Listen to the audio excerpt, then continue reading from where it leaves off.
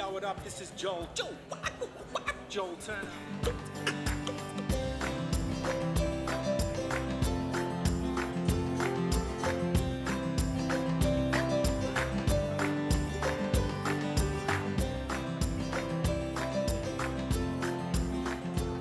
This is pure water made out of the atmosphere. Couldn't be better.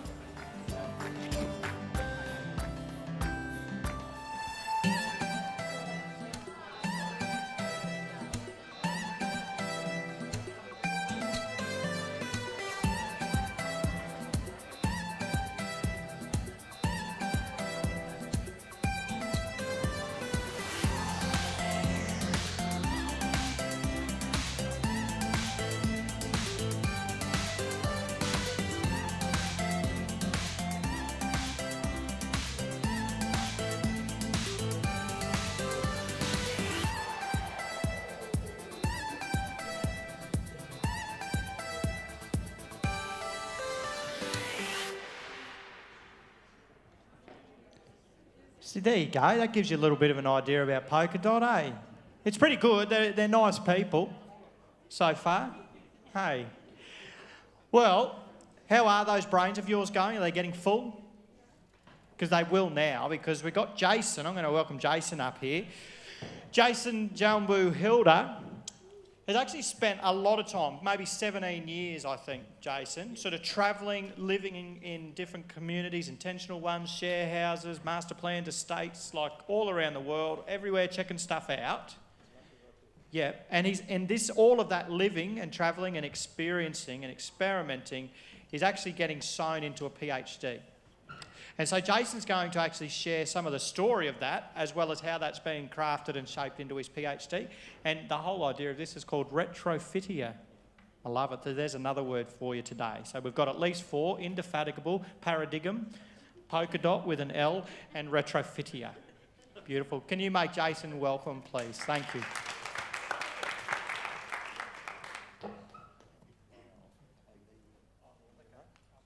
I think, Jimmy, where are you, Jimmy? I think you've taken the clicker. That's all right. There it is. There it is, number 1.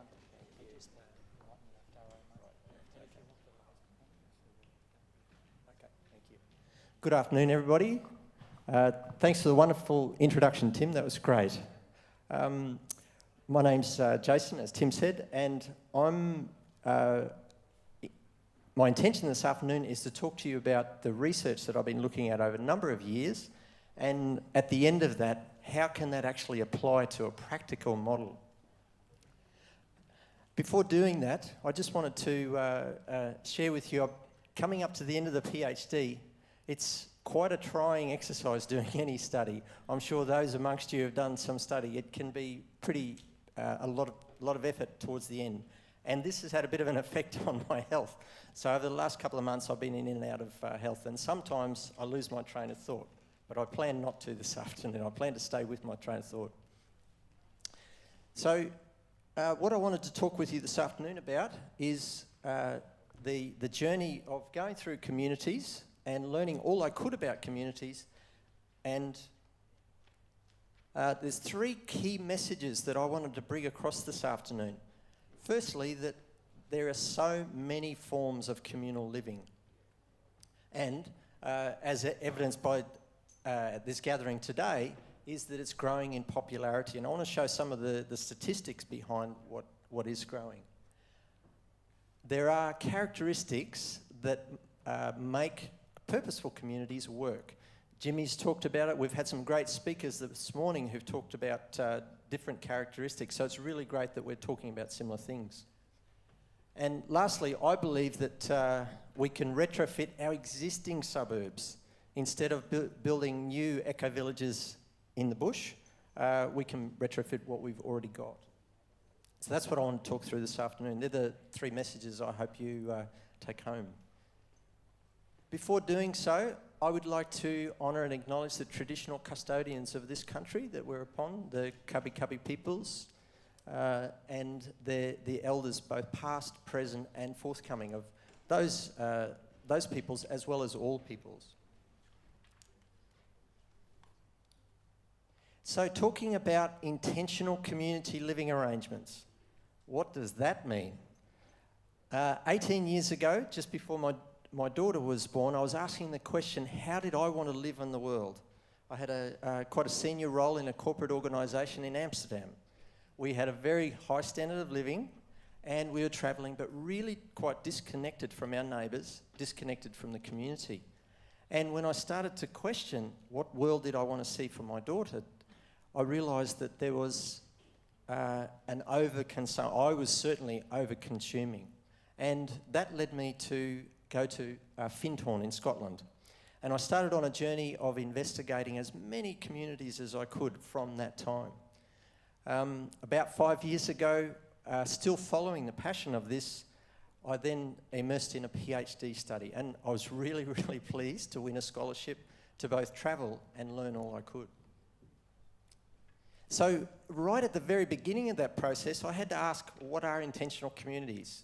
And a whole lot of literature showed me different things, but this was a term that I coined called groups of 5 or more unrelated individuals who choose to live together, share resources, and care for one another using an inclusive form of governance. Wow, that is a whole lot of words. But what it really means is very much this: a group of people being near each other, interacting, and purposefully having the ways that they can get on with each other. So what are some types of ICLAs? That's the shortened term of intentional community living arrangements. Ecovillages are an obvious example. Ecovillages tend to be, in rural areas, a little bit more spread out, self-contained homes. Not always.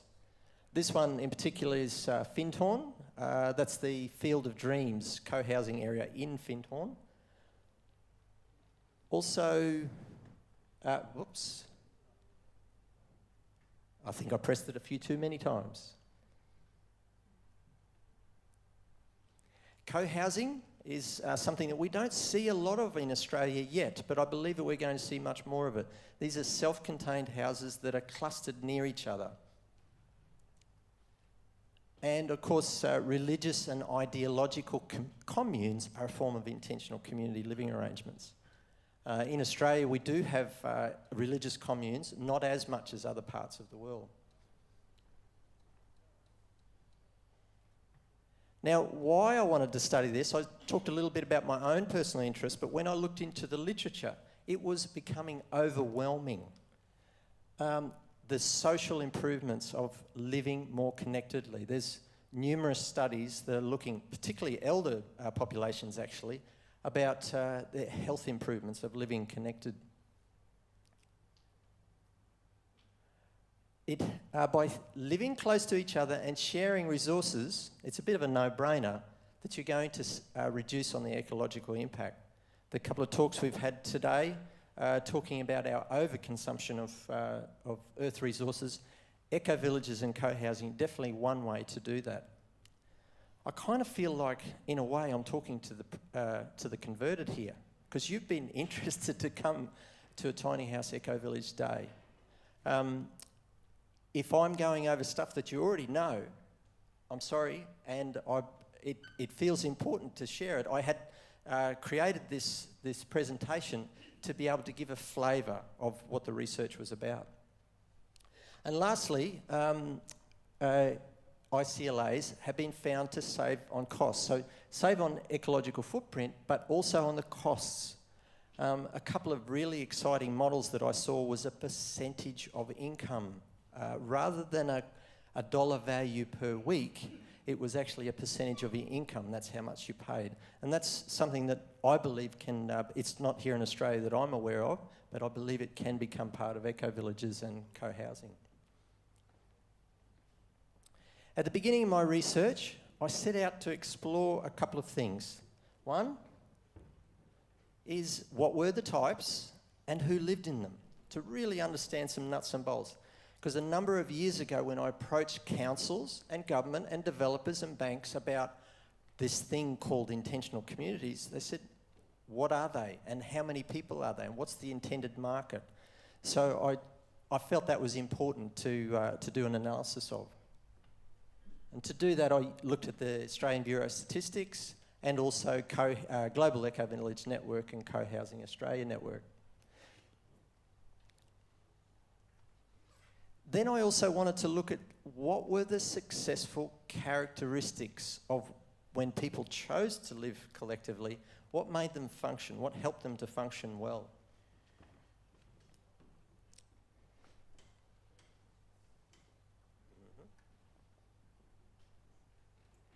So, jumping right into the data, so I spent nearly a year in front of a computer analysing data. Now, I come from a farming background, I've been a builder, I've done various things, so to sit in front of a computer for a whole year analysing data was, yeah, it was a bit tricky, but it showed me a lot of, I believe, quite informative information. First thing that I needed to do, looking at the Australian Bureau of Statistics, I said, what is communal and what's non-communal? And I looked at the single person, single family households and the lone person households, and I called that non-communal. And all other types I grouped together as communal living. Now, it was kind of boring in a way, but then when I looked at it, something happened, something jumped off the page. First was that in a 10-year period, 2006 to 2016, there was a significant reduction in the amount of the percentage of people living non-communally. At the same time, whoops, I haven't quite got this one right yet. At the same time, there was an increase in the communal. This was, I felt it was significant, my colleagues did too. Particularly when you look at it, it's a 4% increase. That's at the same time as everyday houses still being built the same. So what this showed was that there was people like me, like you, who were choosing to live communally inside normal traditional 3-bedroom house or apartment dwelling. And that I believe that there's still a growing movement towards that, even though we have the restriction of our traditional houses being built for a single nuclear family. Now, that was looking at the census data, something that you, I, and everybody else, we have access to be able to dig into that data and find the information we need. And something jumped out at me was that ecovillages, co-housing, and even religious communes and other types of communal living, they weren't listed in the census, with the exception of retirement villages. And I thought, okay, well, I need to get that data from somewhere else. So I looked at Co-Housing Australia and Global Ecovillage Network, and I found that there were, updating the work that had been done from Bill Metcalf and Frank Van Clay in the 1980s, they estimated there was 60,000 people living communally in 1980. Our research showed that it was much, much less than that. And I thought, hang on a minute, the census is going up and yet it seems to be going down. What's going on there? So I looked a little deeper.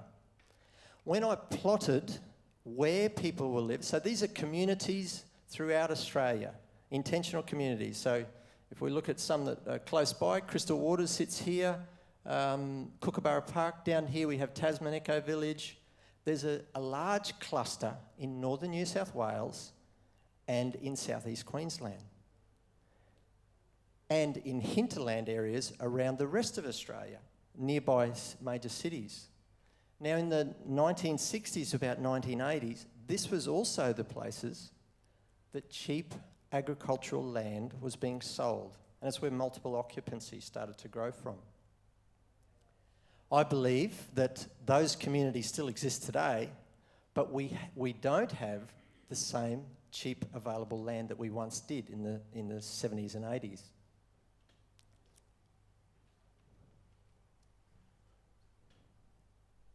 Sorry for the pauses, something's going on here.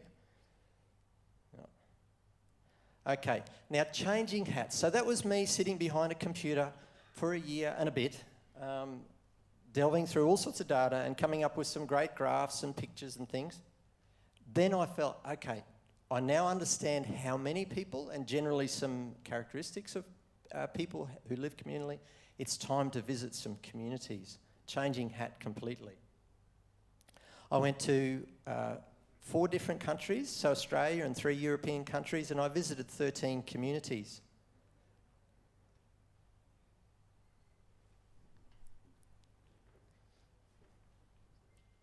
There we go. The first place that I went to was Christie Walk in Adelaide. So Christie Walk is in the CBD, a previously an industrial area that had been bought by a collective of people who then set about creating a co-housing community. 37 homes.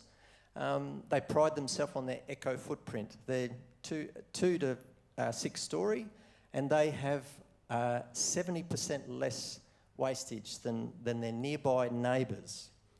It was a pleasure to go and see that, particularly being in the CBD, that eco living can work. Christie Walk is a place they welcome visitors and do regular tours.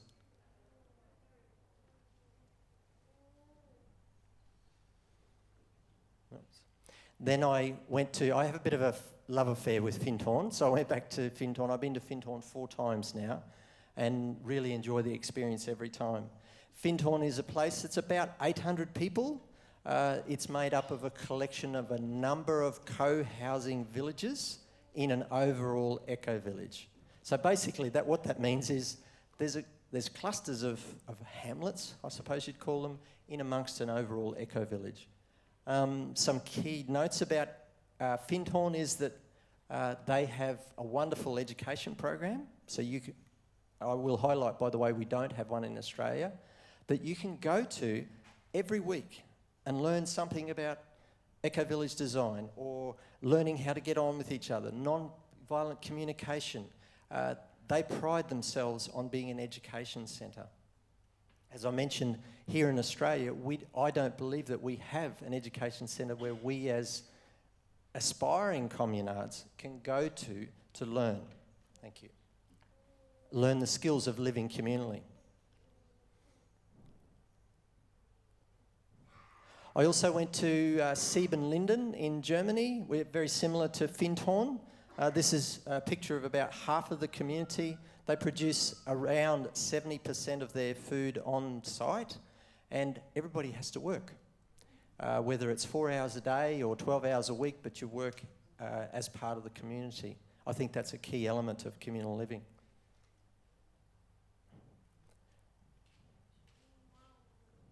I also went to this was a radical diversion from all of the other places I went to, an urban squat in Delft in Holland. This was 4 houses that were previously fallen down wrecks. A bunch of squats had taken over, and with the help and financing of the local council, converted them to 4 houses, 47 people, share 6 kitchens and a bunch of bathrooms, and do it well. And a key component of the way that they interact is the shared meals. Now, after doing this tour of going around communities around the world, I came back again to my desk and sat and thought, how am I going to analyse this? What can I draw from this? And I thought, pulled out 3 key areas. One was the ecological characteristics, the social characteristics, and economic characteristics. And there was an overwhelming amount of information.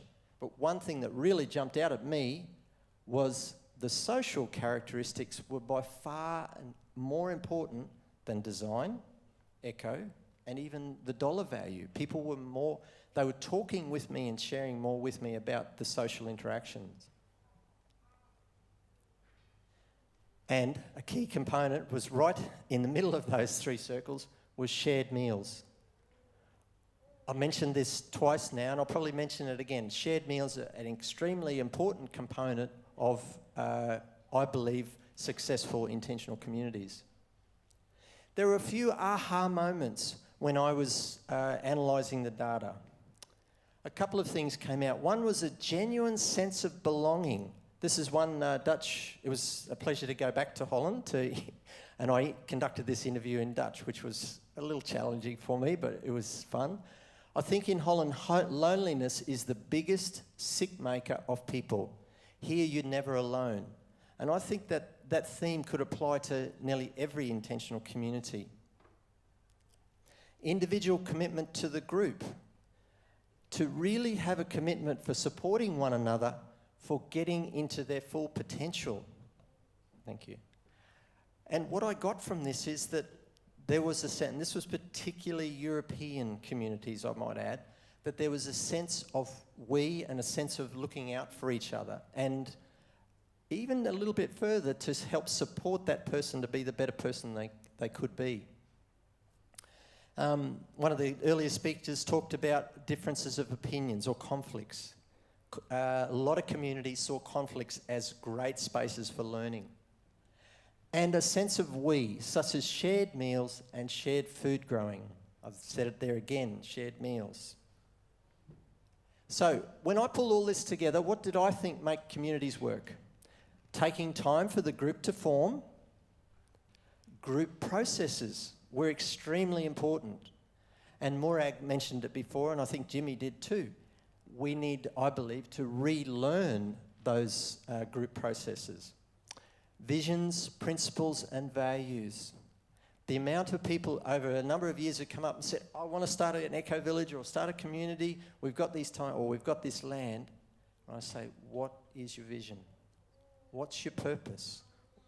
What are your principles and values? Because they will be the things that help to make that community successful. Resident involvement in community design and operation.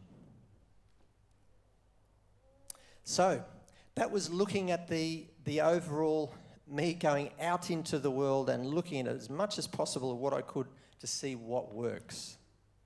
Now, I thought, okay, and coming to this event today, I want to actually see how this can apply. And I've just heard today from Morag about Bill Holmgren's work on retro-suburbia, so I think I have to have a read of his before I go into too much depth of this. But retrofitting our suburbs, I imagine we're probably on the same thought wave. It's looking at our existing suburban footprint and saying, what opportunities do we have to recreate them? Wind it up. Okay.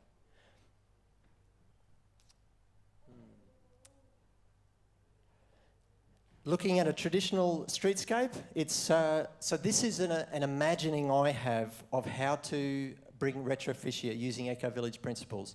A traditional suburban streetscape is outward facing because of cars and has fences that separate everyone. I believe retrofittia simply, if we were to involve or invite groups of people to buy 3 or more suburban houses, remove the fences, convert some of the existing accommodation to different purposes, put car parks to the outside, and with a consultative process, incorporate tiny houses within that space, arranged around a community garden. And over time, it can become infectious. I've actually seen this in co-housing cooperative in Tasmania, where the cooperative actually now goes and buys more land and more houses to include in the overall co-housing operation. Some other options I looked at a number of years ago is to do it in the really dense urban environment where you lift timber and tinned houses and increase the density that way. And something that I don't think has been explored too much yet, and maybe it could be explored a lot, is the suburban brick apartment blocks like this one that can be quasi-converted or joined with a second one. Now, we'll highlight that this is conceptual. That last part is very conceptual and requires a lot of investigation, but I believe with enough committed group of people, it is very possible to do. And the reason why we need to do this is that there's a growing need in different demographics within society. The elder ageing population is one of them. I'm just going to skip through this.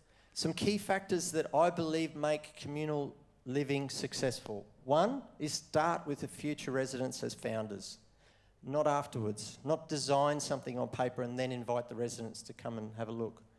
Support them to relearn the group processes. And I highlight again, I believe in Australia we do need a place where we can go and learn the skills to live communally.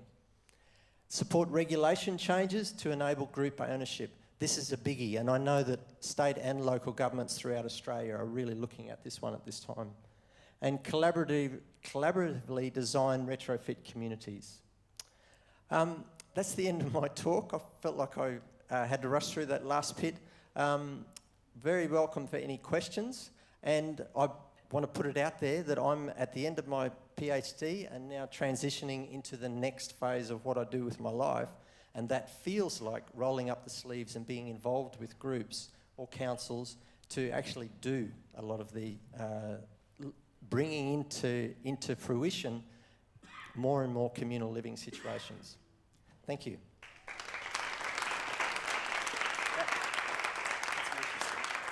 You can breathe out now, Jason. It's all, he did well, eh? Yeah, there's a lot of, what I love, there's actually, I love, because it's not how I think, Jason, right? But I love the systematic and deliberate way you piece together all those different bits. Because if you could see what my head was like inside, it would probably freak you out. So, questions or just anything that you'd like to, Jason, just to maybe unpack a little bit more just before we wrap this one up? Yeah, just maybe if you can get down here to the microphone, it is helpful. And again, if you just say your name, it just helps us respond in a bit more personal way.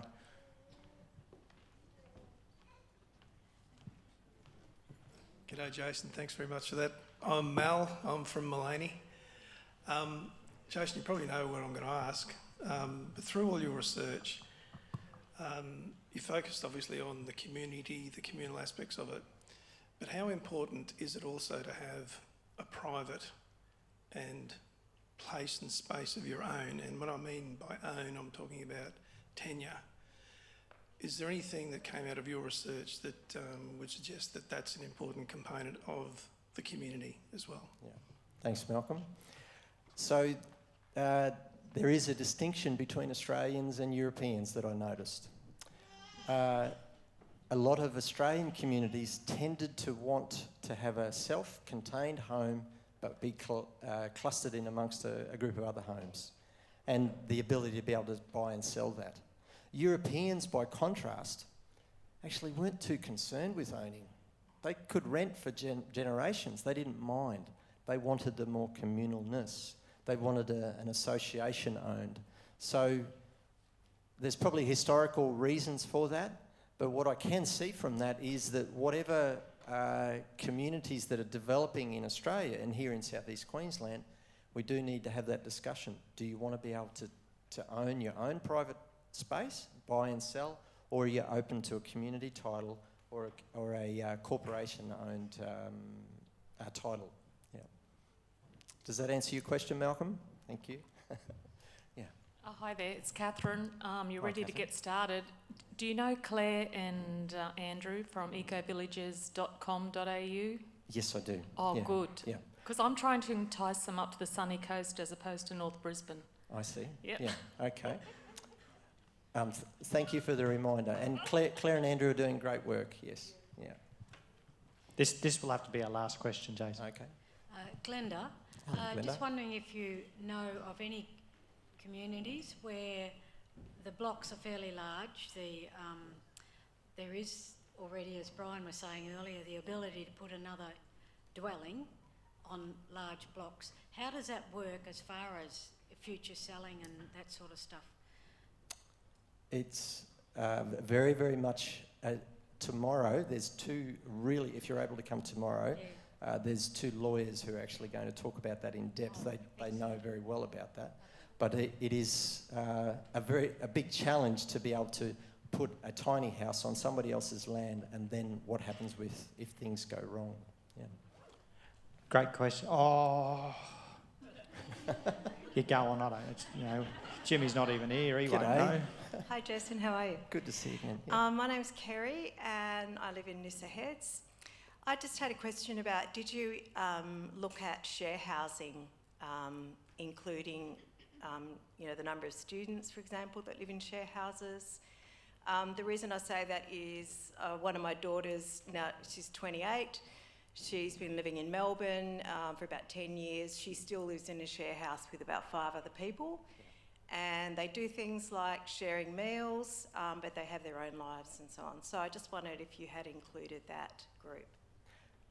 Good question, Kerry, thank you. So within Australia, I looked at intentional communities that were 5 or more unrelated people. And by law, interestingly, in majority of Australian states, we are not allowed to live with more than 5 unrelated people in one house by the council regulations. So I did visit a couple of communities that said stuff that we're going to do it anyway. It's a growing concept, and people doing it in more and more dense in houses. One thing I am seeing popping up a lot is this term called co-living, where somebody builds a dwelling, builds a place, and actually rents out the time, not the space, but the time for people to be there. It was very, very challenging to look at what is an intentional community, it's not. So I had to draw that line at 5 or more unrelated people. Yeah. Great. Thanks you, so Kerry. much for clarifying, Jason. Thank Jason again.